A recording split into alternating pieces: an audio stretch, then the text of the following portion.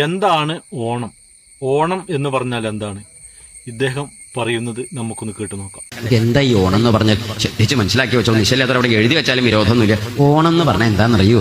ഭാഗവതത്തില് ഈ പറയണേ അഷ്ടമസ്കന്ധാണല്ലോ പറയുന്നത്. ഈ അഷ്ടമസ്കന്ധത്തിലാണ് ഇതിന്റെ പ്രമാണം കിടക്കുന്നത്. അവിടെ പറയും, ശ്രോണായാം ശ്രവണദ്വാദശ്യാം മുഹൂർത്തേ അഭിജിതി പ്രഭു സർവേ നക്ഷത്രതാരാദ്യാ ചക്രുത്തജ്ജന്മ ദക്ഷിണം. ശ്രോണ ചിങ്ങമാസത്തിലെ തിരുവോണം നക്ഷത്രത്തിലെ അഭിജിത്ത് എന്ന് പറഞ്ഞ മുഹൂർത്തത്തിലാണ് വാമനമൂർത്തിയായിട്ട് ഭഗവാൻ ഭൂമിയിലേക്ക് അവതരിച്ചത്.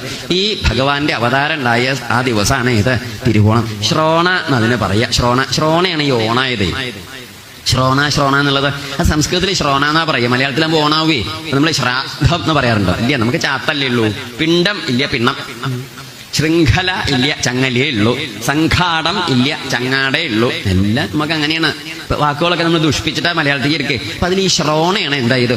ഓണം ആയത്. അപ്പൊ ഈ സാധാരണഗതിയിൽ ഭഗവാൻ ശ്രോണ എന്ന് പറയും, ശ്രീ ചേർത്ത് പറയേ.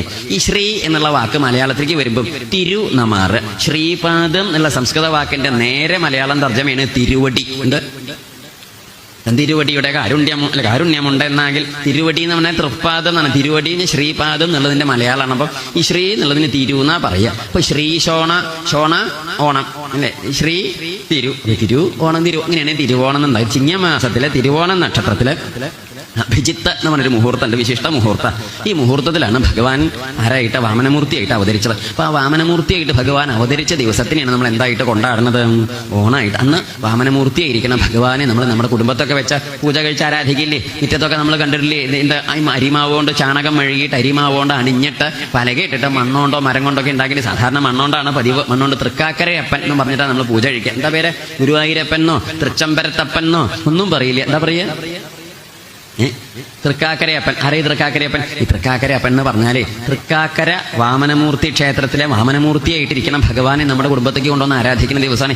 കേരളത്തിൽ ഈ വാമനാവതാര ക്ഷേത്രങ്ങൾ വളരെ കുറവാണ്. ഉള്ളതിലേക്ക് പ്രധാനപ്പെട്ട ഒരു ക്ഷേത്രമാണ് ഈ തൃക്കാക്കര വാമനമൂർത്തി ക്ഷേത്രം. ആ വാമനമൂർത്തി ക്ഷേത്രത്തിലെ വാമനാവതാരമൂർത്തിയായിരിക്കണം ഭഗവാനെ നമ്മുടെ എല്ലാവരുടെയും കുടുംബത്തിൽ നമ്മളൊന്ന് പൂജിച്ച് ആരാധിക്കും. ആ ആരാധിക്കുന്ന ദിവസമാണ് ഈ തിരുവോണം എന്ന് പറയുന്നത്. അങ്ങനെ ആരാധിക്കുന്നതിന്റെ കൂടെ നമ്മൾ ആരെയും കൂടി സ്മരിക്കും? ഈ ബലി മഹാരാജാവിനെ. കാരണം എന്താണെന്നറിയോ? ഈ ബലി മഹാരാജാവിനെ അനുഗ്രഹിക്കാനാണല്ലോ ഭഗവാൻ വാമനമൂർത്തിയായിട്ട് വന്നത്. അപ്പൊ അതുകൊണ്ട് ഈ പ്രഹ്ലാദനെ നമ്മൾ സ്മരിക്കേണ്ടതായിരുന്നു. നമ്മൾ നരസിംഹമൂർത്തിയെ സ്മരിക്കാൻ പറ്റുമോ? പ്രഹ്ലാദനെ സ്മരിക്കേണ്ട എന്താ കാരണം? ഈ പ്രഹ്ലാദനാണ് നരസിംഹമൂർത്തിയായിരിക്കുന്ന ഭഗവാനെ പ്രത്യക്ഷപ്പെടുത്തി നമുക്കൊക്കെ സാക്ഷാത്കരിച്ച് തന്നെ നമുക്ക് ആ ഒരു ഭാവം കാണിച്ചത് ആ ഉണ്ണിയല്ലേ. അതുപോലെ ഈ വാമനാവതാരമൂർത്തിയുടെ പുറപ്പാടുണ്ടാവാൻ കാരണക്കാരനായി ഉപാസിച്ചത് ആരാണ്? ബലി മഹാരാജാവാണ്. അതുകൊണ്ട് അദ്ദേഹത്തെ സ്മരിക്കും. ഇതാണ് ഓണത്തിന്റെ പ്രത്യേകത.